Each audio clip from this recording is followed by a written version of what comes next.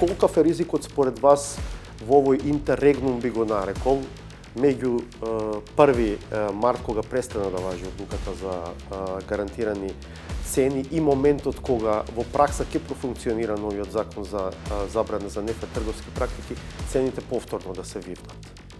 Ако имаме совесно однесување на сите чинители во општеството, и при тоа, овде морам да кажам, и прв пат ќе го кажам, да рацете на политичките партии и на политичарите бидат настрана од бизнисот, сметам дека самите компании, стопанственици, бизнесмени ќе се однесуваат етички. Сакате да кажете дека има партии кои што имаат интерес во предизборието цените да се качат? Да. И тоа го тврдите со одговорност? Да.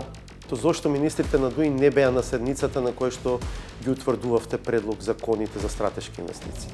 Мислам дека прашањето е кон самите министри на ДУИ.